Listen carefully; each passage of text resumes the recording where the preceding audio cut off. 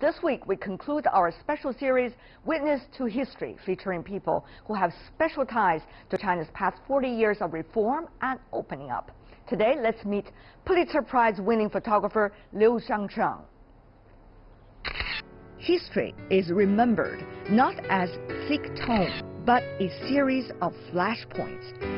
Photographers, therefore, are significant messengers, particularly when they capture a moment in time and help us form a collective memory of the history. China's reform and opening up over the past 4 decades has brought changes at a dizzying speed. Blink and you will miss it. But thanks to the works of photographers like Liu Heung Shing and his peers, the Chinese can still gauge where everything started, with all the struggles, confusion, excitement, and success frozen in time. When he first arrived in China, the Hong Kong-born Chinese-American Liu was the only Western photographer based in China. Instead of focusing on the grand schemes like his Chinese counterparts did then, he was fascinated and later well known for capturing the real lives of the Chinese and making fascinating analogies of them through visual language. I spent a Saturday morning with him in Beijing recently and was wonderfully overwhelmed by his stories through photos.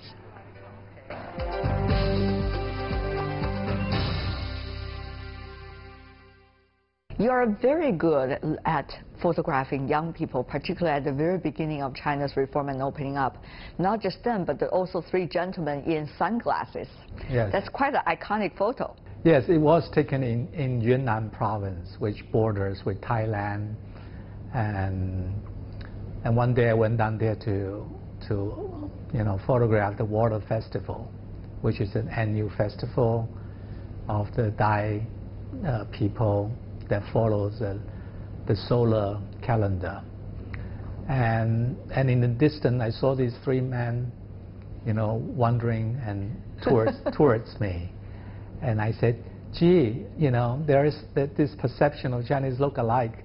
And there they are, look exactly alike. So they walked towards me, and I walked towards them. And the result was that photograph. I remember there was a photo about Beijing during the winter time. The Chinese cabbage, a whole truck of it, being thrown back and forth. And certainly that is the food, the only vegetable, together with potato, that the Chinese could rely on throughout the winter, almost 4 or 5 months. And that was such a vivid photo. You could almost hear the sound of the Chinese cabbage being flied around. Yes. How did you catch that moment? That photograph was taken, this truck just rolled down the field, and then on both sides, the people harvesting the cabbage and load it onto the truck. And I tried it myself. Oh, I couldn't do it. It looks so easy. Easy, yeah. But each of these cabbage weighs around 20 kilos. Absolutely. It's one thing to move it side by side, but to throw it up and land it properly takes a lot of skills. So, and also I love the idea that the cabbage, 4 or 5 of them in the air. Mm-hmm. It was like a symphony. It's like a symphony and an air show. It's a musical notes for Beijing residents at that time, and it was generally true throughout the northern China, that cabbage was the only vegetable in the regular diets that would last for 6 months. Mm. So I start noticing people were buying cabbage by literally 1,000 kilos. Mm-hmm. So I will visit Chinese people's home, in the stairway, in the corridor, everywhere, in the corners of the living room, just piles with this cabbage. Now you see the so-called street photography is so vibrant here in China. Mm-hmm. But people also ask about the styles. There used to be styles more influenced by the former Soviet Union, and now it seems the style have been switching, very different from their time, probably getting closer to your style, or styles of so-called Western photographers. There's a bit of a cultural differences in this regard. Chinese people in general, they don't wear the emotion on the face, so to speak. I photograph how Chinese people laugh, There was one couple, they sit together, they chit-chat, and their legs and feet were touching each other. I think a Western photographer would do nothing for them, would pass right by that image. But many Chinese look at their photograph, they respond to it. Right. They say, well, this is more kind of, the Chinese word is more 含蓄, it's more indirect. Indirect, it's more, you know, it's kind of not in your face. Photography does certain things very, very well, and that is to project emotion and display your empathy to people you photograph, to people you observe. And I think to do that, the photographer has to be more direct in some way. And because you can always look at a photograph, look at the subject's eyes. The eyes convey a lot of information, right? You take a portrait, how does the person sitting in the portrait look at you, at your camera, tells you a lot of information. So these are the things that when perhaps outside of China people look at the photographs, books and so on, they discern there is not an immediate connection between people photographed and the photographer and those being photographed, because that convey to the people look at the photographs. So these are the things perhaps make this body of work, especially in that period of the early years of reform, a little bit different. I also noticed that you follow people. You follow people into their lives, not just about one photo, but rather try to get to know what is the context of that one photo that you're taking. For example, a young lady who is wearing maybe a Dior bra or something, very fashionable, and the onlookers are all interestingly surprised, to put the list. And you followed her to her home. She also had a photo standing in the little room she had. That is a very interesting contrast about realities yes.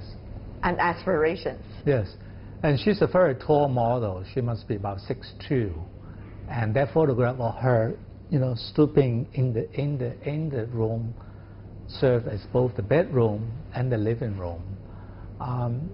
Give us a real sense of what is daily life look like. There is this one photograph. She's in the splendor of Dior, a beautiful white bra. Is that daily life matters.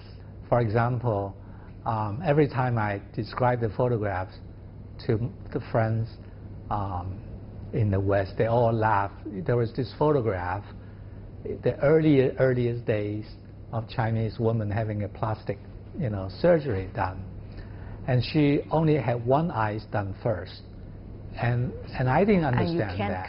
So I asked them, how come this eye is double eyelid and this eye is your original eyes? She said, well, if I have the both done, I cannot go home on a bicycle because she will be both covered, so she can't go home. And that, it says so much about China and that period of the daily life.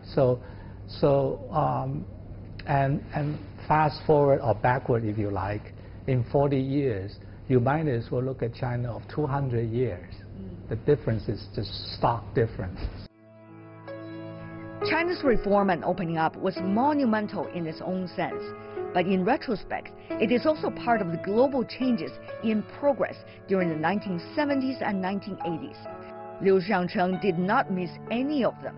His photos depicting the very last days of former Soviet Union won him the Pulitzer Prize for that year.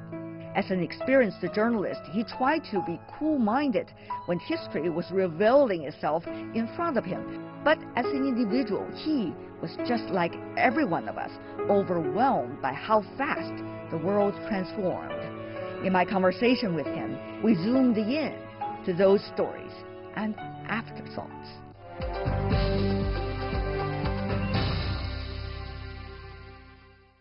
You catch that moment. Every one of your peers was so jealous of you about that moment. Tell us, what exactly is that moment? One day in the afternoon, I remember in the 1991 when I first arrived in Moscow. I received a call on my portable phone. In those days, our portable phone is this big because it had to be patched to AT&T in New York and come back. So I picked up the phone, and it was a call from Tom Johnson, chairman of CNN. Said, HS, are you busy this evening? I said, well, doesn't call me every day. And I said, sure, I'm available.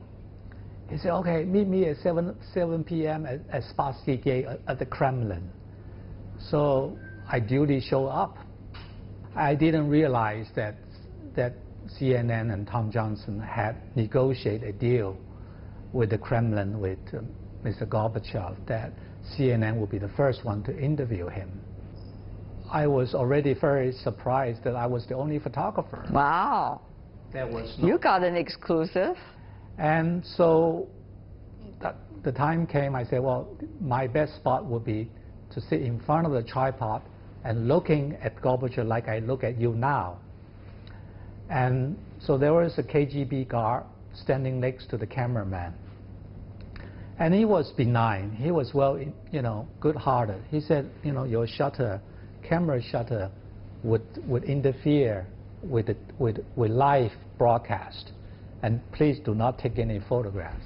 I said, fair enough. It's a very legitimate request.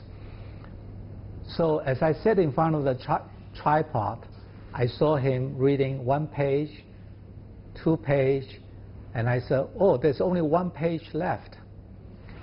And I thought to myself, when he throw down this page, that will be the end of history, so to speak. I said, how can I not do anything then? But I knew very well if I do anything earlier, it would be just a picture of the speech, or look like a press conference picture. It wouldn't go anywhere. So I said, okay, I wanted to take a big risk. I want to slow down my shutter speed to 30 of a second, because I want him to fold down the paper, and I want to see the paper's movement, because that was the moment the Soviet Union ceased to exist. That would be the end of the Soviet Union.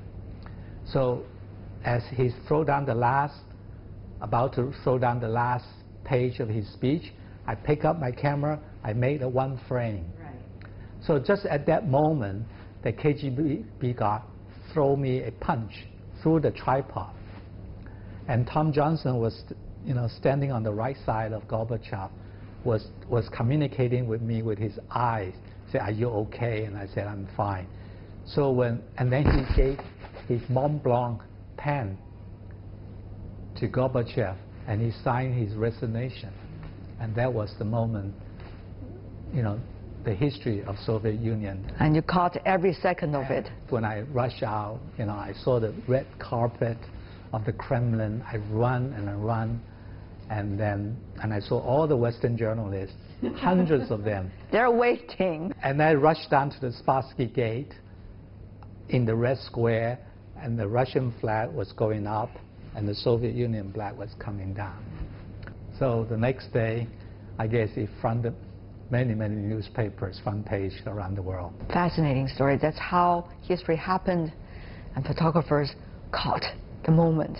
Having said that, though, you got millions of cameras around you, literally, on the street. Everybody has a mobile phone, and everybody could be the we media, as they say. What do you make of this stage, the enormous amounts of photography, and yet the quality of the photography? Well, according to the survey, in 2017, the world took 1.2 trillion photographs. Photograph has become part of everybody's life. Every day, they send pictures to each other. So in this era, when you're looking at the news photographs or documentaries, essays, and so on the terminal, on the gallery, it's a very different way of looking at the images when you open the newspaper or open the magazine. There are still some photographs like a Turkish child, a refugee child on the beach in Turkey and so on. That still startle the world, but the way photographs were used to convey the story has changed, and now out of that 1.2 trillion images, I think now less than a tiny fraction of it may end up in the book, may end up in the museum wall, so that the ways people appreciate photograph has changed. The way photographs are defined have also been changed. Making records of history through his camera lens, Liu Heung Shing has won worldwide recognition, but as an individual, always with a curious mind, always ready to take on new challenges, how does he get his fix? A walk with him in one of his favorite Beijing haunts, the ancient Beihai Park, during the weekend gives away the answers.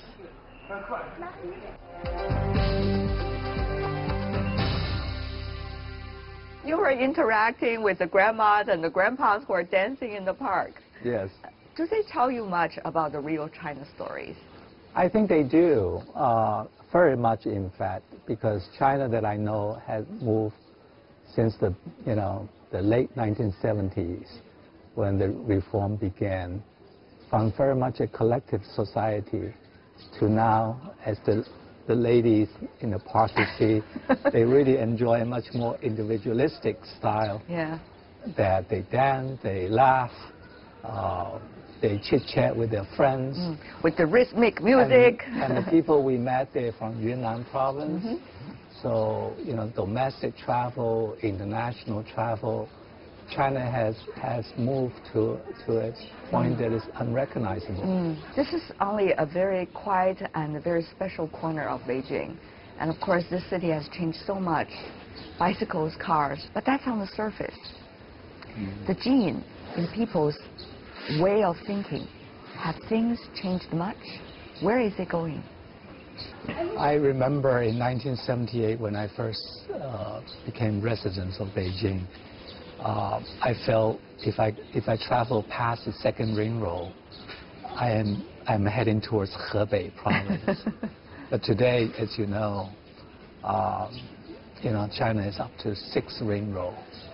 I think it's very difficult to envision the speed of the development in China without understanding how the first 30 years versus the second 30 years, the first 3 decades and the second 3 decades. In fact, I think people felt they have lost time and they want to make up. And some of the things is very personal. For a lot of parents, they felt they have lost the opportunity to education, and now they're going very big time to make sure their kids are well educated. So to catch up. To catch up. And this is really the speed that the world are still adjusting to. We are in this royal garden, in a way, Beihai Park. The beautiful pagodas in the distance. This reminds us a lot about traditional Chinese culture, in a way. On the one hand, China embraces the world. On the other hand, there's so much in China's history, just as many other civilizations, that the people now could get inspirations from. But that is also a beautiful balance. And that is also a selective process about exactly what do you get inspiration from, about what. So, HS, your thought about that? I'm sure you have been thinking about it 20 years walking around this park. Well, Beihai Park, as you know, is used to be an imperial park of the Chinese emperors. I think in the world we talk about artificial intelligence and all this scientific breakthrough.